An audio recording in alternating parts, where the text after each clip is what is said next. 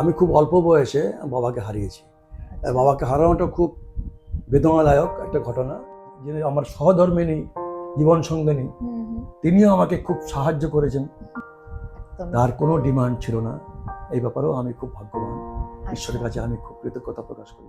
সেদিন ছিল কি গধূলি লগন, শুভ দৃষ্টির ক্ষণ।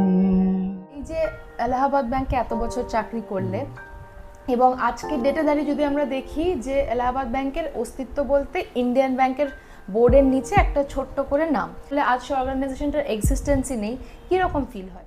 আমার বরাবরই প্রথম থেকেই ক্লাসিক বেসড কণ্ঠ, ক্লাসিক বেসড গান আমার পছন্দের। কৃষ্ণাদি তার অদ্ভুত অর্গানাইজেশনাল একটা ক্যাপাসিটি রয়েছেন। মাঝে মধ্যে উনি ইনোভেটিভ প্রোগ্রাম করেন। কথায় কথায় সুরের এই আলাপন, কথায় কথায় সুরের এই আলাপন। নমস্কার, আমি কৃতি। আপনারা দেখছেন এমএলএ প্রেজেন্টস কথায় কথায়, মিউজিক লাভার্স অ্যাসোসিয়েশন মিউজিক্যাল গ্রুপের এক নতুন উদ্যোগ, একটি সাক্ষাৎকারমূলক অনুষ্ঠান। আমরা সবসময় সেলিব্রিটি যারা আছেন, যারা বহু পরিচিত মানুষ, তাদের গল্প শুনি, তাদের স্ট্রাগলগুলো শুনি, কিন্তু আমাদের আশপাশে এমন অনেক মানুষ আছেন, এমন অনেক প্রতিভাবান মানুষ আছেন যাদের কিন্তু স্ট্রাগলগুলো আমরা তাদের না শোনাই থেকে যায়, কারণ তাদেরকে কেউ প্রশ্নগুলো করে না। কিন্তু এই গল্পগুলো শুনলে কিন্তু আমাদের জীবনে এগিয়ে যাওয়া অনেক সুন্দর হয়ে উঠবে এবং তাদের শিক্ষাগুলোকে আমরা পাথেয় করে এগিয়ে চলতে পারবো। আমাদের এই অনুষ্ঠান আপনারা দেখতে পাবেন আমাদের ইউটিউব চ্যানেল এমএলএ প্রেজেন্টস কথায় কথায়।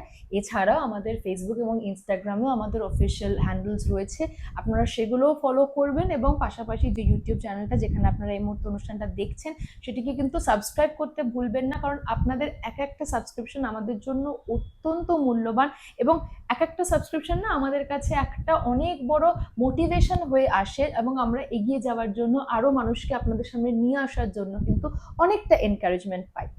আজকের অনুষ্ঠানে যিনি আমাদের অতিথি, তিনি আমাদের এই মিউজিক লাভার্স অ্যাসোসিয়েশনের এক অন্যতম সদস্য। অবশ্যই আমাদের এখনো অবধি যারা গেস্ট এসছেন তারা মিউজিক লাভার্স অ্যাসোসিয়েশনের সদস্য এবং আমরা ইন হাউস শিল্পীদেরই নিয়ে আপাতত করছি, কিন্তু আমরা খুব শিগগিরই এই যে অনুষ্ঠানটা সেটা সবার জন্য ওপেন করে দেবো এবং যখন আমরা করব সেটা আপনাদেরকে এই প্ল্যাটফর্ম থেকে আমরা কনভে করে দেবো। আজকে যার সাথে গল্প করব, যার সাথে আড্ডা দেবো, যার সাথে বেশ কিছুটা সময় কাটাবো, তার নাম শ্রী উৎপল সাহা। নমস্কার দাদা, আপনাকে অনেক অনেক স্বাগত আজকের অনুষ্ঠানে। কেমন আছেন? ভালো আছি। আরো একটা বছর চলে গেল।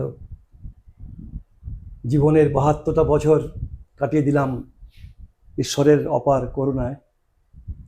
আরেকটা নববর্ষর আনন্দ নিচ্ছি, এটা তো কম কথা নয়। আর আজকে এখানে এসে কেমন লাগছে? এটা তো খুব আনন্দের বিষয় একটা, যেরকম একটা অনুষ্ঠানে আমাকে ডেকেছো, এটা আমার কাছে একটা বড় অভিজ্ঞতা এবং আনন্দেরও বিষয়। এবং যে পার্সপেক্টিভে জিনিসটাকে করা হয়েছে, ভাবনা হয়েছে, এই ভাবনাটাও আমার খুব ভালো লাগলো। Thank you so much. দাদা কিন্তু গান বাজনার সাথে দাদার একটা অন্য প্রফেশন ছিল, যেখান থেকে দাদা রিটায়ার করেছেন। আমি অ্যাকচুয়ালি কাকু বললেই মনে হয় বেটার হবে, তো কাকু রিটায়ার করেছেন। তো একটু আগে সেই বিষয়ে শুনি, আপনার পেশাগত দিকটা আগে একটু শুনি। তুমি আমাকে তুমি বলতে পারো, কাকু তুমি বলো, খুব ভালো লাগবে, খুব আপন মনে হবে। নিশ্চয়ই নিশ্চয়ই। আমার যে ফ্যামিলি ব্যাকগ্রাউন্ডটা, আমি খুব অল্প বয়সে বাবাকে হারিয়েছি। বাবাকে হারানোটা খুব বেদনাদায়ক একটা ঘটনা। যে বাংলাদেশে যে স্বাধীনতার সংগ্রামটা হয়েছিল 1971-এ, তাকে আমার বাবাকেও সেখানে বলিদান করতে হয়েছে।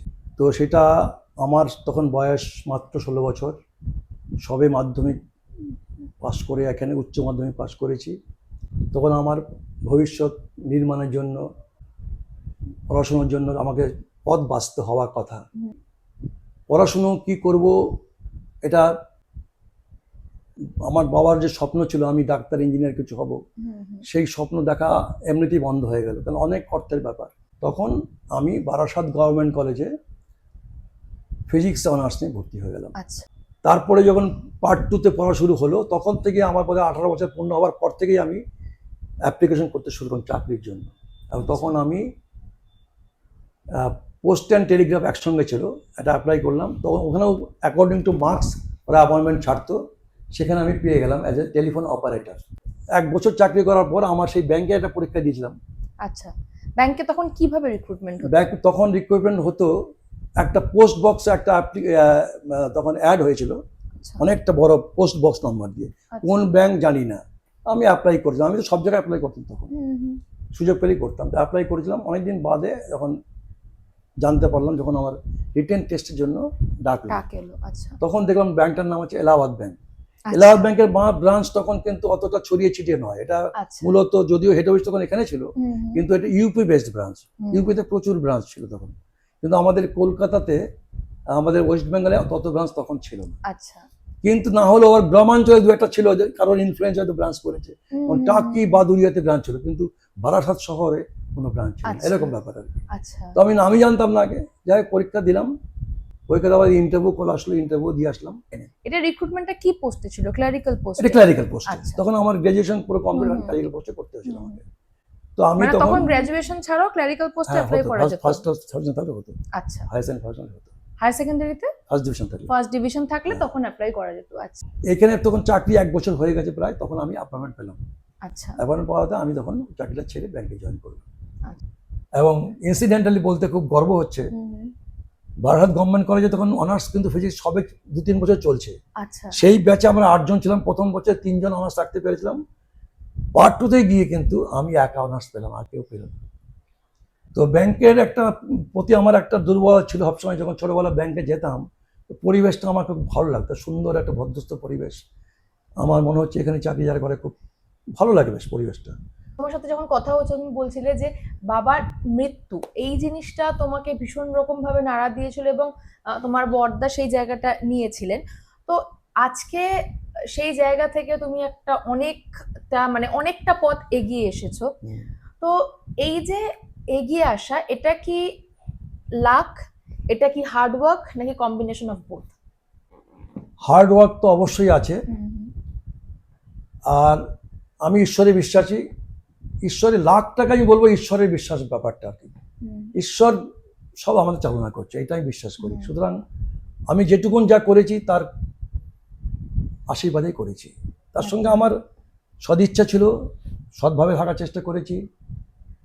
আমার ব্যক্তি জীবনে আমি ঈশ্বরের কৃপায়, যে আমার সহধর্মিণী জীবন সঙ্গিনী, তিনিও আমাকে খুব সাহায্য করেছেন এবং আমার একসঙ্গে চলার চেষ্টা করেছি আমরা। আমার সমস্যাগুলো উনি প্রথমেই বুঝতে পেরেছেন, আমার জীবনের পরিবারের যে সমস্যাগুলো, এবং হাতে হাত ধরে উনি সেগুলোকে সাহায্য করেছেন। তার কোনো ডিমান্ড ছিল না, এই ব্যাপারেও আমি খুব ভাগ্যবান। ঈশ্বরের কাছে আমি খুব কৃতজ্ঞতা প্রকাশ করি। আরেকটা কথা যেটা জানতে চাইবো, যে যখন পার্সোনাল লাইফের কথাই এলো, যে ব্যাংকের জব আমরা সবাই জানি, অন্তত আজকের ডেটে তো ভীষণ রকম ট্রান্সফারেবল, এবং সেটা ইন্টার স্টেটও খুব ইজিলি ট্রান্সফার হয়ে যায়। মানে কোনো ব্যাপারই না, একটা স্টেট থেকে একটা স্টেট ট্রান্সফার হয়ে যায় এবং সেখানে গিয়ে নতুন করে একটা এস্টাবলিশমেন্ট বানানো, সেই জায়গাটা। তো সেরকম কি ফেস করেছো? হ্যাঁ, আমার জীবনে সৌভাগ্যক্রমে আমার ক্লারিক্যালের যে বছর ছিল, 5-7 বছর বোধ হয়, তারপরে আমার অফিসার ম্যানেজার হওয়া, প্রমোশন 1, 2, 3, এই সময়টা কালে আমার বাড়ির থেকেই কমিউনিকেট করতে পেরেছি। আচ্ছা। একমাত্র হলো কি, আমি যখন স্কেল 2 হলাম 1993-তে, আচ্ছা। তখন আমার প্রমোশনাল পোস্টিং হলো মিদনাপুরে। আমি তখন উইকেন্ড করতাম, ওখানে থাকতাম। কিন্তু মিদনাপুর ব্রাঞ্চ এবং মিদনাপুর জায়গাটা আমার ভীষণ ভালো লেগেছিল। তো মিদনাপুরে আমি 6 মাস কি 8 মাসের মাথায় আমি প্রমোশন পেয়ে গেলাম স্কেল 3 হিসাবে। আমাকে ট্রান্সফার করা হলো রাঁচিতে। আচ্ছা। সেটাও একটু আমার খুব সৌভাগ্যই বলবো, জানি না ঈশ্বরের ইচ্ছা কি। আমার ছেলে পড়তো পুরুলিয়া রামকৃষ্ণ মিশনে, হোস্টেলে থেকে। তো ওকে আমার তখন ক্লাস 6-7-এ পড়ে বোধ হয়। আমরা মাসে একবার করে দেখতে যেতাম ওকে। তো আমার সেটাও কিন্তু ঈশ্বর আমাকে সুযোগটা দিলেন। রাঁচির থেকে পুরুলিয়া কিন্তু খুব দূর নয়, কিন্তু রাঁচিতে গিয়ে আমার অভিজ্ঞতা খুব ভালো নয় আমার নিজের জীবনের ক্ষেত্রে। আমি নিজে রান্না করতে পারতাম না, আর আমার সহধর্মী যেহেতু উনিও স্কুলে টিচারই করতেন, আমার সংসার ওখানে নিয়ে অসম্ভব ছিল না। যার ফলে আমি যে কদিন ছিলাম হোটেলে খাওয়া শুরু করলাম। এই করতে করতে 1 বছরের মাথায় আমি অসুস্থ হয়ে পড়লাম। পরবর্তীকালে ডাক্তার পরীক্ষা করে বললেন আমার জন্ডিস হয়েছে, বিলিরুবিন হাই হয়ে গেল। আমি ছুটি করে মেডিকেল লিভ নিয়ে বাড়ি আসলাম। বাড়িতে আসার পরে আমি হসপিটালাইজড হলাম এবং মাস 3 আমি ছুটিতে ছিলাম। আচ্ছা। তারপরও আবার গলব্লাডার স্টোন ধরা পড়লো, সেটাও অপারেশন করানো হলো। ইতিমধ্যে আমি একটা দরখাস্ত আমার বন্ধুরা, আমার অ্যাসোসিয়েশনের বন্ধুরা আমার কাছ থেকে নিয়ে গিয়ে ব্যাংকের কাছে দিয়েছিলেন যে এই ছেলেটি স্বাস্থ্য অবস্থা হয়ে গেছে, ওখানে টিকছে না, হেলথ প্রবলেম হয়ে গেছে, ওকে ট্রান্সফার করার ব্যবস্থা যদি করা যায়। ঈশ্বর আমাকে সহায়তা করলেন। আমি 3 মাস বাদে বাড়িতে শুয়ে আছি, তখন সুস্থ হওয়ার দিকে হঠাৎ আমার কাছে খবর এলো, উৎপল তোমার ট্রান্সফার অর্ডার হয়ে গেছে হেড অফিসে, তুমি চলে যাও, গিয়ে ওখানে রিলিজ অর্ডার নিয়ে চলে এসো। তো 5 বছর ছিলাম হেড অফিসে। সেখানে আমার স্কেল 4 হবার প্রচুর সুযোগ এসছে, 3বার অন্তত সুযোগ পেয়েছি। প্রতিবারই রিটেন টেস্ট দিয়েছি, রিটেনে পাস করেছি, অনেক নম্বর পেয়েছি। ইন্টারভিউ অ্যাভয়েড করেছি, ইন্টারভিউ গেলেই প্রমোশন হয়ে যাবে, আর প্রমোশন পেলেই আমাকে বম্বে লখনৌ পাঠাবে। চিরাচরিত বাঙালির মতো হোম সিকনেস আর পারিবারিক কারণে আমার আচ্ছা, এইখানে আসি প্রমোশন যে হলো এই যে চিরাচরিত বাঙালির মতো, আমি এই কন্ট্রোভার্সি যাচ্ছি না যে বাঙালিরা কি চুজ করে, কিন্তু কোথাও গিয়ে যদি আমরা প্রফেশনাল লাইফকে কম গুরুত্ব দিয়ে পার্সোনাল লাইফকে বেশি গুরুত্ব দিই, সেটা কি কোথাও গিয়ে হেরে যাওয়া বলে তোমার মনে হয়? আমি হেরে যাওয়া বলবো না আমি তাকে, কারণ হচ্ছে জীবনে ব্যক্তিগত জীবনে ক্যারিয়ারটা করতে গিয়ে যদি আমার বিরাট একটা ক্ষতি হয়ে যায়, আমার পার্সোনাল লাইফে আমার ছেলে মেয়ে, সেটাও তো কম ক্ষতি নয়। সুতরাং আমার চাওয়া পাওয়াটাকে যদি আমি কিছু সংকুচিত করে আমি অন্য আমার যে পরবর্তী জেনারেশন তাদেরকে ভালো জীবন দিতে পারি, তাদের সুখ দেখতে পারি, সেটাকে অন্যায় কিছু নেই, এবং আমি মনে করি না কিছু সঠিক কাজই বলে আমি মনে করি। আমরা এবার একটু গান বাজনার দিকে আসি। গান বাজনার জগতে কিভাবে আসা? বাবা একজন ক্লাসিক্যাল সঙ্গীত শিল্পী ছিলেন। তো বাবা যখন দিদিদের গান শেখাতেন, আমার 2 দিদি খুব ভালো গাইতেন। আচ্ছা বাবার কাছ থেকে তাদের শেখা ট্রেনিং, এবং বাবা আরও কিছু ছাত্রছাত্রী ছিল বাইরে, আচ্ছা তাদেরকে শেখাতেন। আমি ছোট থেকে বড় হচ্ছি, রোজই তো বিকেলে গান করতেন, আমি রোজই শুনছি সারেগামা বাজনা করছে, রেয়াজ করছে, শুনছি। এই করতে করতেই আমি কোন দিন না, যখন 9-10-এ পড়ে আমার মনে আছে, আমি যখন 9-10-এ পড়ি তখন আমার মনে হলো দেখি তো সারেগামা কী করে, কাউকে জিজ্ঞেস করিনি, হারমোনিয়ামটা বার করে ওই ওরা করতো, আমি লক্ষ্য করতাম, তো আমার অবজারভেশন ছিল খুব ভালো। আমি পরপর টিভিতেও বুঝলাম এইভাবে সারেগামা করে। কিন্তু বাবা চাইতেন আমি পড়াশোনা নিয়ে থাকি, আমি ভালো স্টুডেন্ট ছিলাম, রেজাল্ট ভালো হলে বাবা আমাকে ভালো পড়াবেন, ডাক্তার ইঞ্জিনিয়ার বানাবেন, একটা বাবার স্বপ্ন ছিল। তো বাবাকে এড়িয়ে গিয়ে আমি লুকিয়ে লুকিয়ে করতাম এগুলো, কখন বাবা জানতেন না। আচ্ছা এবং আমি প্রথম থেকে কোনো ওস্তাদ ছাড়াই, তখন আমার মনে আছে সেই রেকর্ডিং, সেই টেপ রেকর্ডারগুলো ছিল না, মানবেন্দ্রর কাছে আমার নজরুলের প্রতি প্রচুর খুব তখন আচ্ছা অনুরাগ প্রচন্ড। মানবেন্দ্র রেকর্ড বাজিয়ে বাজিয়ে গানগুলো, নজরুল গীতিগুলো তুলতাম, আচ্ছা এই করে করতাম। আর রবীন্দ্রসঙ্গীত আমি দিদিরা করতো, সেখানে শুনে শুনে তুলতাম। এই অদ্ভুত ক্ষমতা আমার ছিল, আচ্ছা ঈশ্বরের দেওয়া এটা, আচ্ছা এবং বাবার আশীর্বাদ। আমি এই করে করে আস্তে আস্তে 2-3 বছর খুব প্রচণ্ডভাবে লেগে থাকতাম তখন। এবং বড়দা খুব ভয় পেয়ে গেল, তো আমি অনার্স নিয়ে পড়ছি, এখানে এত সময় দিলে আমার অনার্সটা কী হবে, এরকম বড়দা মাঝে মাঝে আমাকে একটু নিঃসর করতেন, শুধু এই কারণে আমার ক্যারিয়ারের জন্য আর কি। কিন্তু এই শেখাটা মধ্যে কিছু অভাব ছিল স্বাভাবিকভাবেই, তাল লয়ের একটা অভাব আমি বোধ করতাম কোথাও একটা কমতি, কারণ সঠিকভাবে না শিখলে কিছু কমতি থেকে যায়। ঠিক ঠিক সেটা বুঝলাম কবে, আমি যখন চাকরি করছি ব্যাংকে, তখন আমার এক বন্ধু, সে ক্লাসিক্যাল গান শিখতো একজনের কাছে, যিনি আজকের দিনে একজন প্রখ্যাত শিল্পী, শ্রীমতী শুভ্রা গুহ, আচ্ছা ক্লাসিক্যাল শিল্পী নামকরা। তিনি তখন গান শেখাচ্ছেন ঘটনাক্রমে, তার শেখানোর কথা নয় তখন, কারণ তিনি তার যে গুরু ছিলেন, উনি গুরুগৃহে থেকে গান শিখতেন তখন। আচ্ছা গুরু হঠাৎ করে মারা যান, আচ্ছা কিন্তু উনি গুরু মাকে ফেলে নিজের বাড়িতে, উনি খুব বড় ঘরের মেয়ে ছিলেন, বাবা অত্যন্ত ধনী ব্যক্তি ছিলেন, কিন্তু উনি ওইখানেই থেকে গান শিখতেন। ওনার এতটা গানের প্রতি ইয়ে ছিল, এবং জীবনে উনি বিয়েও করেননি, গানের পিছনে সারাটা জীবন উনি ব্যয় করেছেন। তো ওখানে আমার বন্ধু ক্লাসমেট চয়ন মুকুটি বলে ছেলেটি, খ্রিস্টিয়ান একটি ছেলে, খুব ভালো ছিল, আমার খুব ভালো বন্ধু। ও একদিন বলল, উৎপল আমরা এখন গান শেখাচ্ছি, সংসার চালাতে হবে, তো তুই আয় গান শেখ। আমি দেখ, আমি গান শিখতে পারি, গান শেখাটার ব্যাপার কিছু নয়, কিন্তু গানকে ক্লাসিক্যাল গানটা না আমার চর্চা করার সময় নেই, আমি তো চাকরি করি, আর চাকরি করে আমাদের অনেক জার্নি করতে হয়, তো আমি চর্চাটা করবো, আর চর্চা না করলে এই গান তো শেখার তো কোনো কিছু নিতে পারবো না।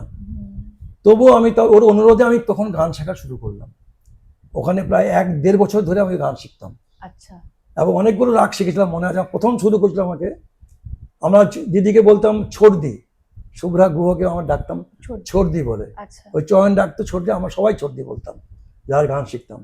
তো ছোটদি আমাকে তখন প্রথম রাগ দিল ভূপালী রাগ। আচ্ছা ভূপালী রাগ আমাকে একদম 4 মাস ধরে একটা গান রাগ শেখালো। তার সব কিছু রাগ, বাটোয়ারা, বিস্তার, তান, অনেক কিছু শেখালো। তারপর আস্তে আস্তে ভীম পলশ্রী, ইমন, এসব গান উনি শিখেছিলেন। আচ্ছা কিন্তু যা বললাম আর কি, শেখালে তো হবে না, সেগুলো তো আত্মস্থ করতে হবে, আমাকে চর্চা করে আনতে হবে। সেখানে অভাব ছিল, খালি সময়ের অভাব দিতে পারিনি। তারপরে হলো কি আমি ট্রান্সফার হয়ে গেলাম একটু দূরে, আচ্ছা ম্যানেজার চলে আসলো, ম্যানেজারশিপ। তখন এটা বন্ধ হয়ে গেল, শেখাটা আচ্ছা। বন্ধ হয়ে গেল। আচ্ছা কিন্তু এই 1-1.5 বছর আমি বলবো আমার জীবনে এটা একটা বড় পাওনা। কারণ ওই শিক্ষাটা কিন্তু ছিল সঠিক শিক্ষা, একদম মানে আমাকে সা বলতে কতবার সা লাগাও এভাবে শিখিয়েছেন আমাকে।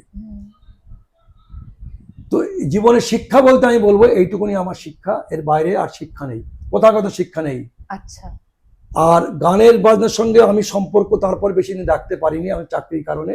ছেলে মেয়ে হয়ে গেল, তাদেরকে পড়াশুনো, মিশনে যাওয়া, পুরুলিয়া যাওয়া, আমার মিসেসও চাকরি করে, সংসারের সব কাজ ভাগ ভাগই করতে হয়। আমি নিজের চর্চা করার মতো আর সময় বার করতে পারলাম না। আচ্ছা দীর্ঘদিন আমি গানের সঙ্গে আমার সেই ধরনের নিজে চর্চা করার সম্পর্ক ছিল না। আচ্ছা আমরা শুনতাম হয়তো কখনো কখনো, এখানে সেখানে যেতাম, ক্লাসিক্যাল প্রোগ্রাম থাকলে সুযোগ করে শুনতাম, ওইটুকুনি। এর পরের যে অংশটুকুন আমার গান বাজার জীবনে এসছে সেটা হচ্ছে আমি যখন রিটায়ার করলাম।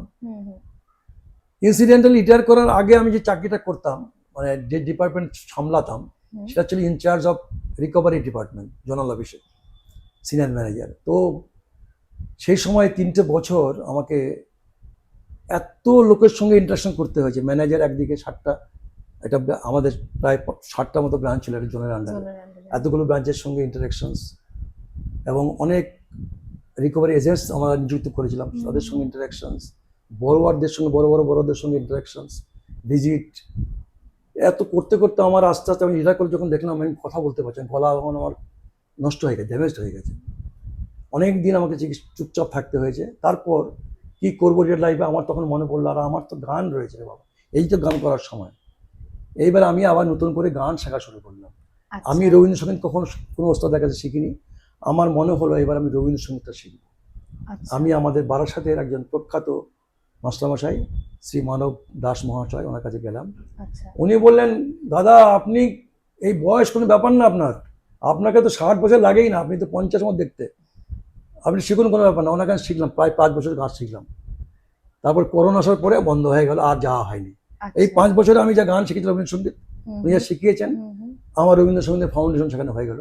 তারপরে আমি নিজে স্বরলিপি দেখা, স্বরলিপি রিড করাটা, এটা কিন্তু আমি ছোটবেলা থেকে ক্লাস 10 থেকে যখন আমি পারি, ওই সময় তো আমি স্বরলিপি কী করে রিড করে আমি তখন জানি, আই নো ইট। আচ্ছা এটা আমি জানতাম, আমি নিজে বুঝে গেছি, কেউ আমাকে শেখায়নি এটাও। বিশেষ করে যখন রবীন্দ্রসঙ্গীতের যে স্বরলিপি পিছনে লিখে দেওয়া থাকতো, কিভাবে সে রিড করতে হয়, কোন চিহ্নটা কি, সেকেন্ড ব্র্যাকেট মানে কি, দুবার বলতে হবে, এইসব অনেক কিছু লেখা থাকতো, এগুলো পরে পরে আমি নিজেই বুঝে গেছি। তো আমি তারপরে যখন করোনাকালে আমি তখন নিজে একটা গ্রুপ খুললাম। আচ্ছা সবাই লাইভ করছে, কিভাবে লাইভ করে দেখি। তো আমি আমার আউট অফ মাই এই অনুসন্ধান ইয়েতে আমি নিজেই একটা লাইভ খুলে বার করলাম, খুলে দিলাম, নাম দিলাম গৌরনন্দন। গৌরনন্দন নাম দিলাম এই কারণে, গৌর আমার বাবার নাম ছিল, আর তার নন্দন আমি, গৌরনন্দন নামে আমি চাললাম। অনেক দিন আমার লাইভ প্রোগ্রাম করেছি, লাইভ প্রোগ্রাম করোনাকালীন সময়। সেই সময় অনেকের সঙ্গে আলাপ, এই কৃষ্ণদের সঙ্গে তখন থেকে আলাপ, তখন আলাপ অনেকের সঙ্গে। তার পরবর্তীকালে আমি ওই সময়কে যখন আমি লাইভ করা শুরু করলাম, তখন তো আমার সীমিত স্টক, নজরুলগীতি কিছু সীমিত স্টক, আধুনিক গান তখন করি না, আমি কোনদিন করিনি, কোনো কালেই করিনি, আর কিছু রবীন্দ্রসঙ্গীত। কিন্তু দেখি এত গান হচ্ছে, এত আমাকে বারবার একই গান করবো, তাহলে আমাকে গান তো শিখতে হবে। এইবার আমি আধুনিক গান তুলতে শুরু করলাম, শিখতে নিজে নিজে, শুনে শুনে, যেমন হয় সতীনাথ বাবুর গান, অখিল বন্ধু ঘোষের গান। এই করতে করতে আমি প্রচন্ড সময় তখন ব্যয় করতাম, এখানে সময় ছিল হাতের কাছে, অবসর সময় ছিল খুব। হুম। অনেক গান তুলে আমি সব লাইভে করতে করতে করতে প্র্যাকটিস করতে করতে এই জায়গায় এসেছি। এখন আমি সবার গান কিছু কিছু করে জানি, বাংলাদেশ গানও জানি। একদমই। আমরা একদম শেষের দিকেই চলে আসছি, একটু ব্যাংকের আলোচনাতেই ফিরি। এই যে এলাহাবাদ ব্যাংকে এত বছর চাকরি করলে এবং আজকের ডেটে দাঁড়িয়ে যদি আমরা দেখি যে এলাহাবাদ ব্যাংকের অস্তিত্ব বলতে ইন্ডিয়ান ব্যাংকের বোর্ডের নিচে একটা ছোট্ট করে নাম, অথচ যখন আমরা যদি একটু হিস্ট্রি দেখি তাহলে এটা দেখা যাবে যে এলাহাবাদ ব্যাংক একটা প্রচুর পুরনো ব্যাংক, মানে ওল্ডেস্ট শেয়ার হোল্ডার্স ব্যাংক বলে আমরা একসময় যখন আইবিপিএস এর জন্য পড়াশোনা করছি তখন এইভাবে পড়ানো হতো এলাহাবাদ ব্যাংক সম্পর্কে। তো সেই জায়গা থেকে একটা অর্গানাইজেশনে এত বছর কাজ করলে আজ সেই অর্গানাইজেশনটার এক্সিস্টেন্সই নেই, কীরকম ফিল হয়? এটা সত্যি কথা বলতে কি, আমরা যখন চাকরিতে ছিলাম তখন এই আলোচনাগুলো আমরা শুনতাম যে ব্যাংক মার্জ করে যাবে। তখন আমরা অ্যাসোসিয়েশনগতভাবে আমাদের হায়ার লিডারশিপস তারা এটা নিয়ে অনেক বক্তব্য রেখেছে, আন্দোলন করেছে যাতে আমাদের ব্যাংক মার্জ হোক কিন্তু আমাদের নামটাই রাখতে হবে, যেহেতু এটা আমাদের একটা হেরিটেজ ব্যাংক বলা যেতে পারে, 150 বছর পুরনো ব্যাংক। আমাদের জওহরলাল নেহরুর, ইন্দিরা গান্ধীর ব্যাংক অ্যাকাউন্ট ছিল এলাহাবাদ ব্রাঞ্চে, এলাহাবাদের ব্রাঞ্চে এখনও সেগুলো ছবি রয়েছে, ব্রাঞ্চের মধ্যেই রয়েছে। তো আমাদের দাবি ছিল এটা, কিন্তু আস্তে আস্তে কি হলো, যারা লিডারশিপ আস্তে আস্তে সবাই রিটায়ার করে গেল। এলাহাবাদ ব্যাংক থেকে রিটায়ার করলো, আমিও এলাহাবাদ ব্যাংক থেকে রিটায়ার করেছি। এরা যখন বুঝলো যে লিডারশিপ উইক হয়ে গেছে, তখনই এই আস্তে আস্তে সেই পুরনো ওদের যে প্ল্যান অনুযায়ী মার্জারটাগুলো করল। তখন এই ইস্যুগুলোকে সামনে আনার মতো লিডারশিপও ছিল না, আর যারা নতুন অ্যাপয়েন্টমেন্ট পাচ্ছেন যদি তাদের সেই আবেগটা তাদের ছিল না যে আমাদের নাম এইটা থাকবে না সেই থাকবে। যারা আমরা দীর্ঘদিন চাকরি করছি, 40 বছর চাকরি করছি প্রায় এখানে, আমাদের সে আবেগটা ছিল। তো আমাদের তখন সত্যি সত্যি বলতে আমাদের কষ্ট হয়েছে, এই ব্যাংকটা থাকবে না। নতুন ব্যাংকে আমরা যখন রিটায়ার করে যাবো পেনশন আনতে, তখন আমার ব্যাংকটাকে দেখতে পাবো না। আমাদের ব্যাংকে একটা খুব পারিবারিক সম্পর্ক ছিল, স্টাফেদের মধ্যে ম্যানেজারের সঙ্গে একটা খুব ভালো সম্পর্ক ছিল, এবং হেড অফিস এখানে থাকাতে আমাদের একটা অদ্ভুত একটা অ্যাট হোম ফিল করতাম ব্যাংকের অ্যাডমিনিস্ট্রেশনের মধ্যে কাজ করে। সেই জিনিসটা তো যাই হোক, আমরা রিটায়ার করার পরে তো এমনিতেই আমরা রিটায়ার করে গেলাম, আমাদের ফেস করতে হয়নি। কিন্তু এখন কিন্তু সেটা যখন ব্রাঞ্চে যাচ্ছি সেই পরিবেশ কিন্তু পাচ্ছি না আমরা। তো আমাদের সেই দুঃখ আছে, কিন্তু সব চেঞ্জকেই যেমন মেনে নিতে হয়, আমাদেরও মেনে নিয়ে অ্যাকসেপ্ট করতে হয়েছে, কিছু করার নেই। ঠিক আছে, আমাদের আলোচনার একদম শেষ পর্যায়ে এসেছি, কিন্তু আমাদের একটা খুব ইম্পর্টেন্ট জিনিস বাকি আছে, সেটা হচ্ছে একটা র্যাপিড ফায়ার রাউন্ড। এই র্যাপিড ফায়ারটা কিন্তু একটা আপগ্রেডেড র্যাপিড ফায়ার, মানে শুধু র্যাপিড ফায়ারের মতো নয়। এটা কীরকম একটু রুলটা এক্সপ্লেন করে দিই। আমি দুটো অপশন দেবো তোমাকে, সেই দুটো অপশনের মধ্যে তোমাকে 5 সেকেন্ডের মধ্যে যে কোনো একটা অপশন চুজ করতে হবে, ঠিক আছে? তারপরে তোমাকে একটু টাইম দেওয়া হবে, তোমাকে এক্সপ্লেন করতে হবে কেন তুমি সেটাকে চুজ করলে, কেন অন্যটাকে চুজ করলে না, কেন ওইটাকেই চুজ করলে। তো প্রথম প্রশ্নে যাচ্ছি, ভয় করছে? না, ভয় করছে না। ভয় করছে না, ঠিক আছে। প্রথম প্রশ্নটা হচ্ছে, প্রফেশনাল লাইফের স্পার্ক নাকি রিটায়ার্ড লাইফের রিল্যাক্সেশন? না, প্রফেশনাল লাইফের পার্টটাকে আমি পছন্দ করবো। আচ্ছা, কেন? কারণ আমরা তো কর্মই ধর্ম, রিল্যাক্সেশন তো ধর্ম নয়। জীবনটা এগিয়ে নিতে গেলে কর্ম করতে হবে, সুতরাং কর্মেতে যত ভালো করব আমি, নিজের ভবিষ্যৎ যেমন তৈরি হবে, আমার পরবর্তী জেনারেশন ভবিষ্যৎ তার থেকে তৈরি হবে। ঠিক। আচ্ছা, ইলিশ ভাপা না চিংড়ি মালাইকারি? আমি ইলিশ ভাপাটাকে পছন্দ করব, বাঙাল তো। আচ্ছা, এইটার উত্তরটা জিজ্ঞেস করার আগে খুব গর্বের সাথে বলে দিয়েছে, বাঙাল তো। আচ্ছা, ঘরে বসে বই পড়া নাকি বন্ধুদের সাথে আড্ডা? আমি বলবো ঘরে বন্ধুদের সঙ্গে আড্ডা মারাটা আমার বেশ ভালো লাগবে। এই কারণেই, একই সময় যে দুটো অপশন রাখা হয়, যে বই পড়ার সময় আবার ওখানে ওরা ডাকছে, আমি ওখানে চলে যাব, এই কারণে ওটাকে আমার বেশি, আমি অক্সিজেন পাবো মনে হয়, নানান রকম আচ্ছা, বিষয় আলোচনা হবে। বেড়াতে ভালোবাসো? হ্যাঁ। তাহলে বেড়ানো নিয়ে একটা প্রশ্ন এর পরেরটা, ঠিক আছে? দেশে ভ্রমণ নাকি বিদেশে ভ্রমণ? আমি বলবো দেশেই ভ্রমণ। আচ্ছা, কেন? কারণ দেশে, আমাদের এত বড় দেশ, অনেক দেখার আছে। আমি দেশটাকে যদি না জানলাম, আমি কেন বিদেশে যাবো? আগে আমার দেশটাকে জানাটাই আমার প্রাথমিক কর্তব্য দেশপ্রেমিক লোক হিসাবে। আচ্ছা, এর পরেরটা খুব কঠিন প্রশ্ন। আধুনিক গান শোনো তো বললে, হ্যাঁ। হেমন্ত মুখার্জি না মান্না দে? আমি মান্না দেকে পছন্দ করছি।